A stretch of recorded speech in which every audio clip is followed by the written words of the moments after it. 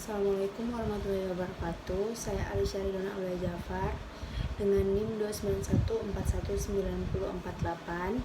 Saya akan mempresentasikan ataupun memaparkan materi saya mengenai mata kuliah opini propaganda, yaitu mengenai framing atau analisa framing.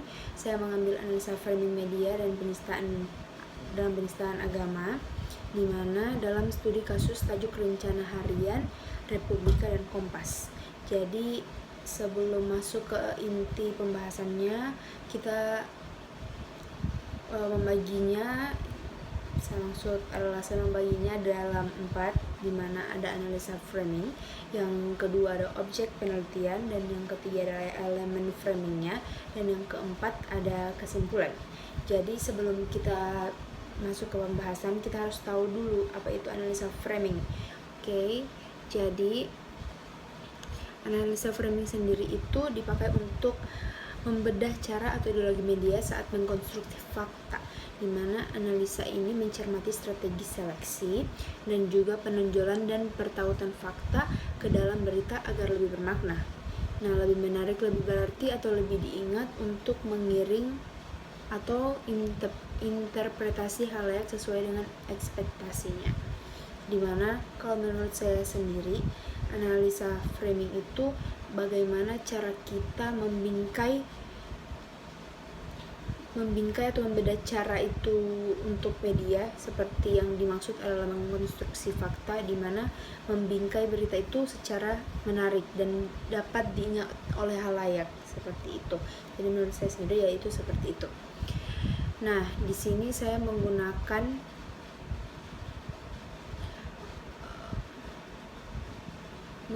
analisis framing dari Alex Sobor, di mana Alex Sobor mengoperasikan dalam 4 dimensi, di mana ada struktur teks, di mana ada berita sebagai perangkat framingnya itu yaitu adalah sintaksis, skrip, tematik, dan juga retoris.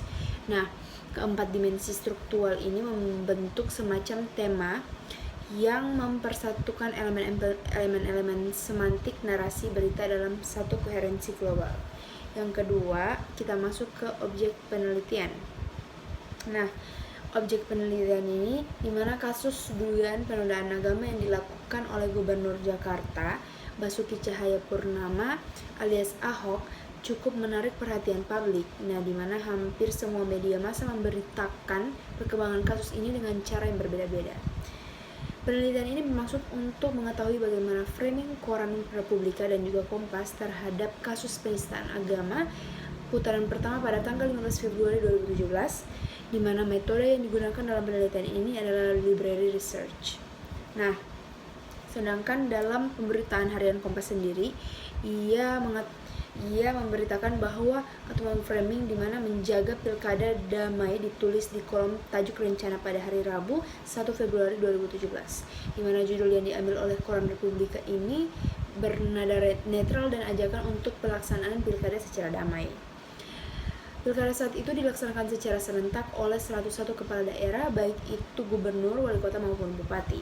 Republika sendiri mengutip pernyataan Menteri Dalam Negeri Cahyokumolo bahwa terdapat 3 daerah yang rawan terjadi adanya kekisruhan, di mana 3 daerah tersebut yaitu DKI Jakarta, Papua, dan NAD. Kemudian ada Republika sendiri yang framing beritanya yaitu dengan stop politik uang, tajuk rencana Rabu 8 Februari 2017. Tajuk rencana ini bernada himbauan agar tidak menerima uang suap. Menurut saya yaitu objek penelitiannya sudah jelas dari harian Kompas maupun dari Republika sendiri. Nah, kemudian langsung masuk ke bagian 3 yaitu elemen framingnya, di mana elemen framingnya dari harian Kompas yaitu terbagi atas sintaksisnya, di mana sintaksis itu adalah judul, kalimat pendukung, dan juga opini.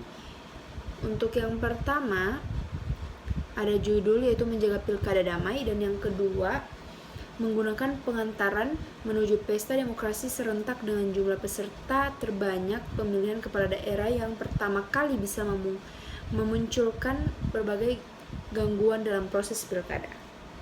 Nah, selanjutnya ada skip, di mana skip itu terdiri dari strategi bertutur dalam mengemas berita atau teks, di mana teks pendukungnya yaitu disertai dengan paragraf pendukung pada alinea kedua dan ketiga. Walaupun demikian, kita berharap pilkada yang memilih pemimpin baik gubernur, bupati, dan wali kota dapat berjalan aman dan tertib selama pelaksanaannya, di mana semuanya berjalan lancar dan serentak.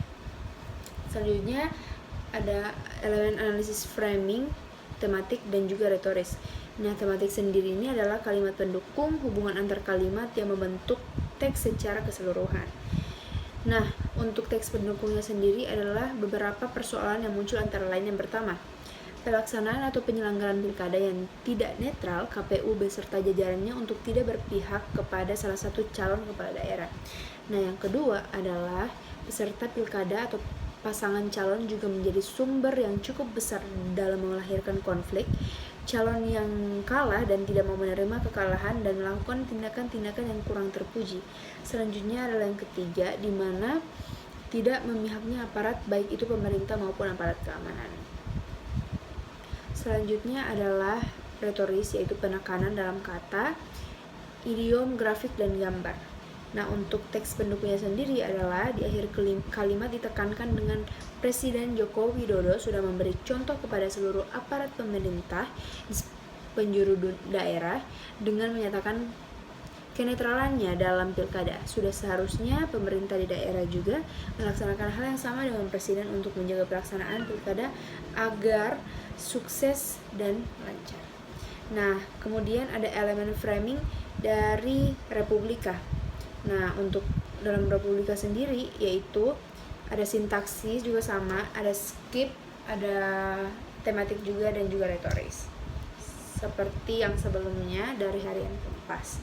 Selanjutnya kalau dari elemen framingnya Republika ini, untuk sintaksisnya itu adalah judul stop politik uang, kedua menggunakan lead, atau sepekan lagi pemilihan kepala daerah gelar secara serentak, kian dengan dekat pencoblosan, kian gencer pula, biasanya politik uang digelontarkan, perlu diwaspadai. Itu adalah elemen framing sintaksis, bagian sintaksis dari Republika. Nah, yang kedua adalah bagian skip, di mana strategi bertutur dalam mengebas berita atau teks.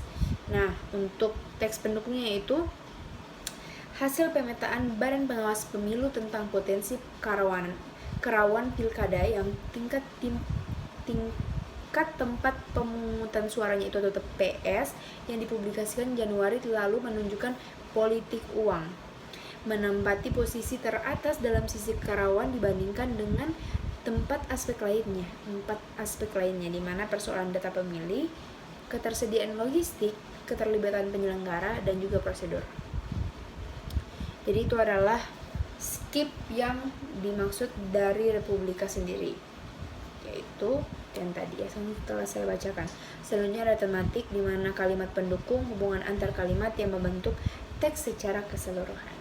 Nah, untuk tematiknya sendiri, di sini teks pendukungnya itu mengatakan mengenai pasal, di mana pasal 187A ayat 1 juga menegaskan setiap orang yang dengan sengaja menjanjikan atau memberikan uang atau menteri atau materi lainnya sebagai imbalan, baik secara langsung ataupun tidak, untuk mempengaruhi pemilih agar memilih calon tertentu atau tidak, maka akan dipidana penjara paling singkat 36 bulan, 72 bulan. Denda yang paling sedikit juga 200 juta dan paling banyak 1 miliar. Selanjutnya ada tematiknya, di mana retorisnya, di mana ada penekanan dalam kata, idiom, grafik, dan gambar. Nah, di sini Bawaslu menjanjikan akan memonitor segala praktik politik uang, namun upaya ini tidak akan dicukup mengingat luasnya wilayah, di mana dengan adanya aturan ini saatnya semua bergerak untuk melaporkan berbagai praktik politik uang. Keberanian 40 juta pemilih untuk menolak tawaran politik uang akan sangat menentukan. Seperti itu. Selanjutnya ada kesimpulan. Ya, ini saya sudah melengkapkan semuanya. Nah, di sini ada kesimpulan mengenai elemen framing yang telah saya berikan. Nah, tajuk rencana di Republika dan Kompas sama-sama memberi perhatian yang cukup besar terhadap kasus penistaan agama, dan juga presentasi untuk tulisan tajuk lebih banyak dilakukan oleh koran Republika, dan berdasarkan penjelasan antara dalam penelitian ini dapat dikumpulkan sebagai berikut. Nah, ini nomor 1, nomor 2, dan selanjutnya sudah saya jabarkan sebagai kesimpulannya. Semoga teman-teman juga bisa membacanya dan kurang lebih mengerti mengenai kesimpulan materi saya, yaitu mengenai elemen framing atau analisa framing, media, dan penistaan agama. Saya kira dan saya harap dapat dimengerti dengan mudah dan dapat dipahami dari materi saya kali ini. Saya rasa cukup atas penyampaian saya kali ini. Semoga dapat dipahami lagi dan dimengerti. Terima kasih sudah menonton. Terima kasih semuanya. Minal aidin wal faizin. Mohon maaf lahir batin.